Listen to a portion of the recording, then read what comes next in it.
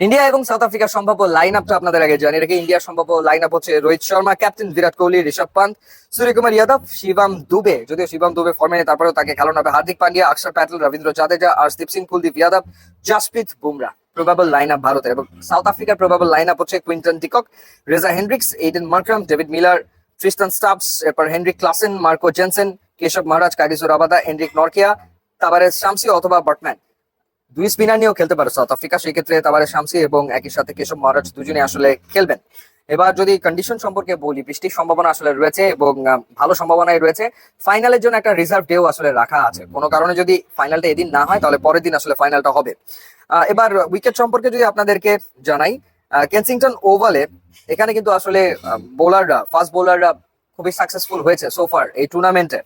New ইয়র্কের বাইরে এই কেনসিংটন ওভালে ফাস্ট বোলার সবচেয়ে বেশি উইকেট নিয়েছে, 59 উইকেট নিয়েছে ফাস্ট বোলাররা, যেখানে এভারেজ ছিল 20.22 এবং ফাস্ট বোলারদের ইকোনমি রেট ছিল 7.88। একটা 200+ ইনিংস এই কেনসিংটন ওভালে আসলে রয়েছে। বাকি যে ইনিংস গুলো ছিল সেই ইনিংস গুলো ছিল 109 থেকে 181 রানের আসলে ভেতরে। খেলা হবে 4 নাম্বার পিচে, যেই পিচে নামিবিয়া এবং ওমান খেলেছে, স্কটল্যান্ড এবং ইংল্যান্ড খেলেছে, সেই পিচটাতে আসলে এখানে খেলাটা হবে। এবং ভারত সাউথ আফ্রিকার বোলিং এ ভয়ঙ্কর রকমের মিল রয়েছে এবারে আসলে, কিন্তু ব্যাটিং এ কিছুটা ডেফিনেটলি পার্থক্য রয়েছে। বোলিং এর ব্যাপারটা যদি আপনাদেরকে জানাই, যে এখন পর্যন্ত ইন্ডিয়া উইকেট নিয়েছে 56টা টুর্নামেন্টে এবং তাদের এভারেজ হচ্ছে 15.21 এবং ইকোনমি রেট 6.42। সো দুর্দান্ত বল করেছে ইন্ডিয়ান বোলাররা। পক্ষান্তরে সাউথ আফ্রিকার বোলাররা উইকেট নিয়েছে 59টা, তাদের এভারেজ 15.23, ইকোনমি রেট হচ্ছে 5.95, almost similar. So south Africa মূলত টুর্নামেন্টের ফাইনালে উঠে এসছে তাদের বোলিং ডিপার্টমেন্টের কারণে। ইন্ডিয়ার বোলিং ডিপার্টমেন্ট দুর্দান্ত এবং একই সাথে তাদের ব্যাটিংটাও আসলে দারুণ হয়েছে।